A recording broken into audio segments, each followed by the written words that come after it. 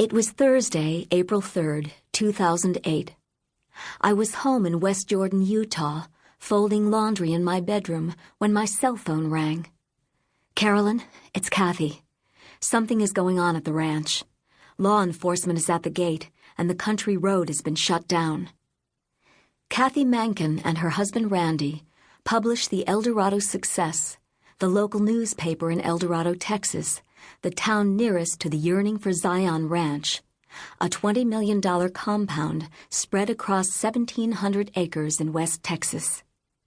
The YFZ Ranch is owned and operated by the Fundamentalist Church of Jesus Christ of Latter-day Saints, the polygamous Mormon cult in which I'd spent my entire life until fleeing in April 2003.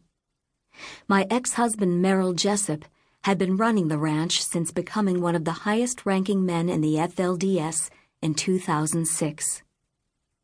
Kathy and Randy had been covering the FLDS since 2003, when the ranch was bought under false pretenses as a corporate retreat and lodge.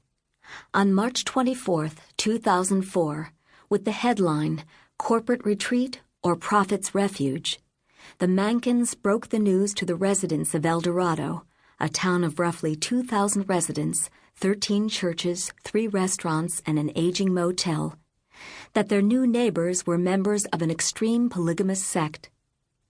Kathy and I had been in touch since 2006, when she called to find out what might be going on at the ranch and to broaden her knowledge of the FLDS.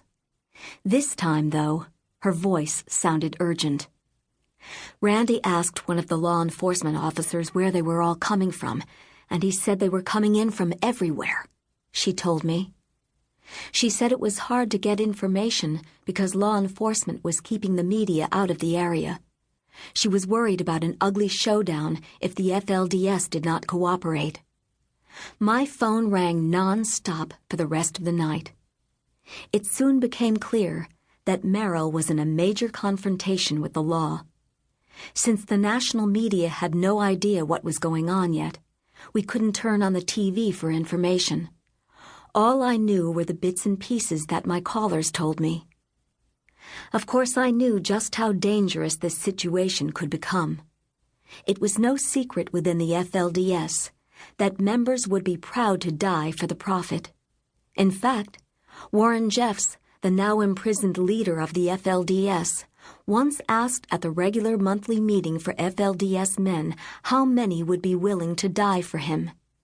As the rest of the community learned immediately afterward, this was the kind of news that spread like wildfire, every single one of the men stood.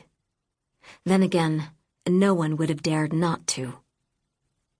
My greatest fear was that whatever was happening at the YFC ranch could explode into another Waco, the Texas town where 76 people died back in 1993, when the Branch Davidian compound, run by the self-styled prophet David Koresh, burned to the ground after being raided by federal agents. Footage of that raid circulated among the FLDS as an example of how corrupt the government had become. FLDS leaders blamed the government for killing everyone at Waco. I had 8 stepchildren on the YFC ranch who were younger than 18, and several more who were adults. I had taught a few of FLDS leader Warren Jeffs' wives when I was a school teacher, and I was concerned that they might be on the ranch too. Severing myself from the FLDS did not mean I stopped caring about those I'd loved when I was there. It was a constant source of guilt that I'd been unable to protect those loved ones as much as I'd managed to protect my own children. In the nearly 6 years since I'd fled, my life and my children's had steadily improved. Knowing firsthand how joyful life could be made me yearn even more that those still mired in the cult might one day cut themselves loose. But my deepest concern was for my daughter Betty, who'd broken my heart when she returned to the FLDS in 2007, immediately after turning 18. For about a month, we lost all contact, but gradually began talking again by phone. Our last conversation, just 4 days earlier, had lasted 45 minutes. She was not living on the YFC ranch, but was cooking and cleaning for her half-brothers, who were working on construction jobs outside Texas. She never talked about why she wasn't on the ranch with her father, whom she idolized, but I suspect Meryl wanted to make sure she was truly committed after living for 4 years on the outside. My heart froze as I contemplated what this new crisis might mean for our still shaky relationship. But above all, I felt relief that Betty wasn't at the ranch. It was an endless night. When the calls stopped, my mind didn't. Something huge was unfolding in Texas. What terrified me most was that Meryl was in charge of the hundreds of children inside the compound.